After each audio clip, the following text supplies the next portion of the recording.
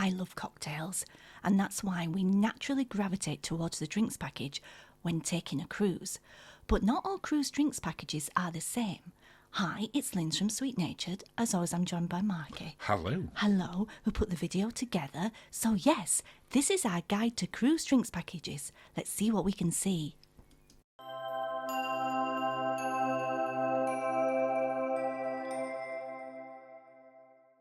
Well, as you said, Linz, today we're doing our guide to cruise drinks packages, and I suspect this is one of your favourite topics on cruising, along with food. It's one of my favourite toppings in life. I mean, look at that salt rim. Love it.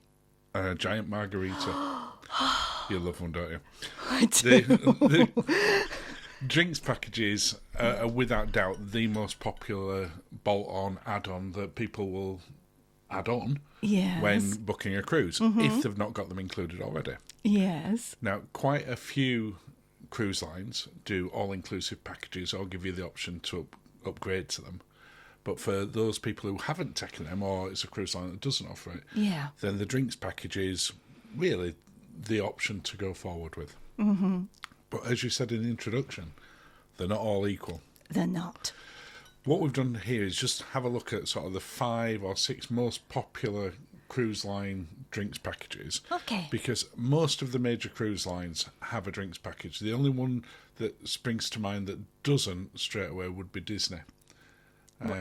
Disney Cruise Line doesn't have a package. Yeah, I can see why they wouldn't. They do some good cocktails, but I see why they do some great cocktails, and they do some refillable packages, like a refillable beer mug type package, but not necessarily the drinks one. I feel this video is going to just do something to me.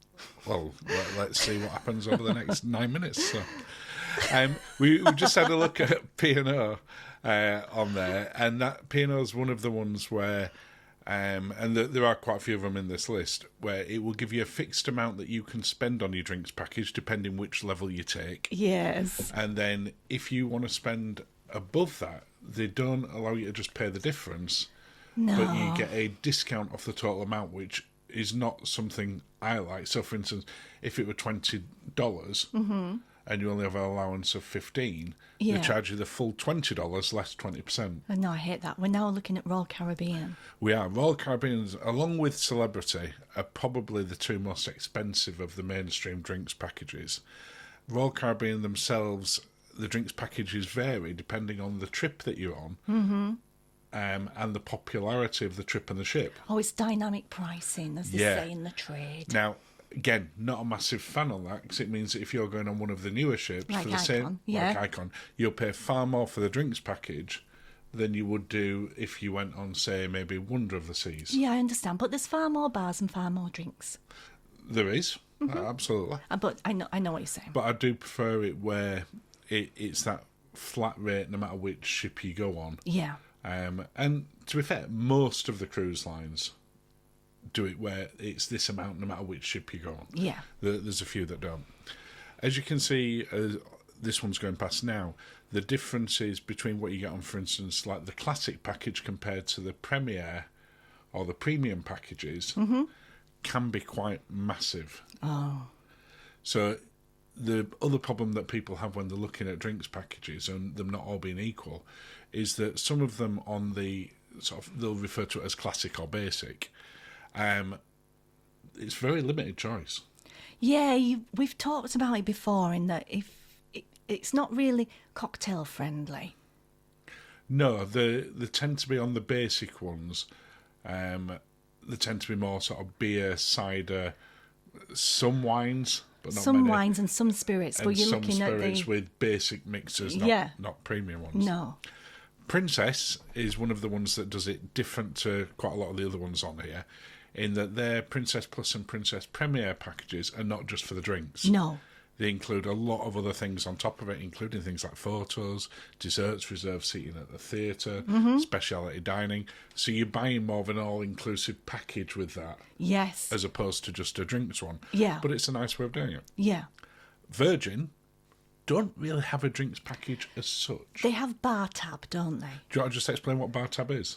Bar tab is like money you can put onto your account that you can use for drinks. Yeah, you're paying it in advance, but because you're doing that, Virgin then give you a bonus on top of it. Yeah. So, as an example, if you bought a $300 bar tab, they'll give you an extra $50 to spend on top of it. And you're no worse off for doing that on it. If you were going to spend it anyway, then you might as well get the bar tab before you get on. Well, just before we continue, would you like to invite people to subscribe, Linz? I would love to invite you to subscribe. Thank you if you already have done. Honestly, it does make me smile. It does, doesn't it? You always does. like seeing a new subscriber. I do. And of course, you can also follow along on all the social media, including Instagram, TikTok, and Facebook. And we'd just like to say a big thank you to some of our YouTube channel members. Thank you. And if you'd like to find out a little bit more about the benefits and perks of being a member and supporting the channel, just scan the QR code. Oh my goodness, QR code. I know. It's like work. I know. Now looking at the pros and cons. So we're going to start off by looking at the pros of a drinks package. And we've touched on some of these already. Lindsay gets a drink when Lindsay wants a drink. Yeah. You don't need to worry about racking up a big bill. No, I like that. I like the peace of mind it brings. One of the big benefits for us, and we've talked about this many times in the past, is it's allowing you to sort of budget in advance. So by the time you get on the ship, you've already paid for the drinks packages. You might have paid for specialty dining, depending on what you've done. But it's that sort of budget piece. And you can potentially save a lot of money if you drink enough. And drink the right things. It's not like you're sozzled from all day. No.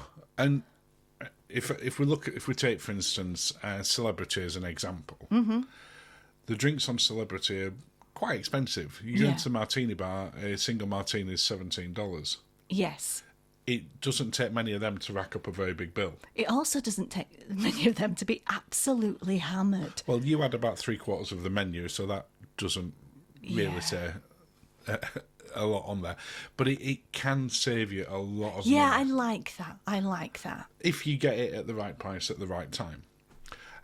But for me, one of the big bits that's not as obvious is it lets you try new drinks without worrying that you've wasted your money. That's true. It does. It does. The number of new cocktails that have then become favourites of ours, and also ones that we've never had again. Yeah. But it's nice to try them. To go out of your comfort zone. Yeah, because I wouldn't pay $20 for a cocktail if I wasn't sure we're going to like it. Now, the cons. As you said earlier on, they're not all the same and they're not all equal. No. Some drinks packages work really well for people, some don't. One of the downsides to it is that all of the cruise lines that I can think of who have a drinks package insist that everyone in the cabin has the same drinks package. Yeah, I'm trying. I think there is one, but I can't remember which one it is that lets you go a little bit off-piste. Well, let's assume just for now that they don't. But that means if one of the people in the cabin is going to get value for money out of it, but the other one's not maybe a heavy drinker, it doesn't work as well. No. The downside to it as well, the basic ones, which is sort of the classic classic drinks rather, tend to be very, very limited. When Celebrity redid their one, their, as they call it, classic package, I think there's only about 2 cocktails on the entire menu. Yeah. When you look at P&O's classic one, again, there's only 1 or 2 cocktails across the whole thing. And I think they're already ready-made ones, aren't they? Yeah. And prices can vary massively, not just from line to line, but from ship to ship within the same cruise line or even different destinations. It can cost upwards of $750 a week for a person. So if there's 2 of you going on a 14-night cruise, that's $3,000. That's a lot of money. It is a lot of money. And for some people, that's probably a similar price to what they paid for the actual cruise. Yes. So you've got to work out very carefully whether it's going to work out for you. But we've got some tips. Oh, good. Look out for a sale. Yeah, we do. So they have huge discounts on drinks packages several times a year. You've got to keep an eye on them. They often don't last very long, including things like Black Friday, where you'll be able to go up from, for instance, the basic package to the premium one for like $10 per night. Yes. Which is a bargain compared to... So we're looking like Black Friday, that kind of thing. When there's... when you're booking a cruise, if it's January, February time, that's when they seem to have these offers on. Yeah. But I'd sign up for the newsletter. Yeah. Again, I'm sounding like work. Tip 2 and tip 3 very quickly then. Yeah. Tip 2 was look for all-inclusive offers when you're booking them. Yes. And tip 3 is, if you are going to take a package, get it before you go on, because it will pretty much always be cheaper. Yeah. Which is our favourite? Well, at the moment, Princess Premier. I love Princess Premier. Not only do you get all of the other bits and pieces, Yeah. just as a flat rate, it's cheaper than, for instance, the drinks package on Celebrity or Royal Caribbean. Yes. But on top of that, you're getting the Wi-Fi, you get the gratuities, the specialty dining, ice creams, the Princess prizes, all sorts of bits and pieces over and above. Yeah. And for us, it's just really good value for money. Margarita. Oh, I'm going to be having one of those very soon. You are. And again, one of the other things that we do like about sort of Princess's packages at the moment is that they make it clear on the menus what you can and can't have within there. You would have seen at the bottom there, it has some ones that you can have if you're on the Princess Plus and others that you get if you're on the Premier. Yeah.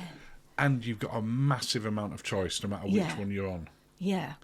Including things like coffees and liqueur coffees. Yeah, I love a liqueur coffee.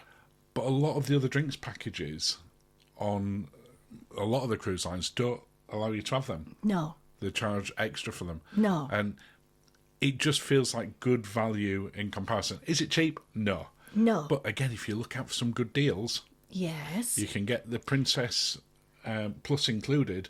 And then upgrade. And then upgrade, often very, very cheap. Yes. And that would be our top tip. Yeah.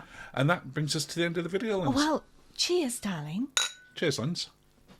Thank you for watching. We hope we've helped and have a lovely day.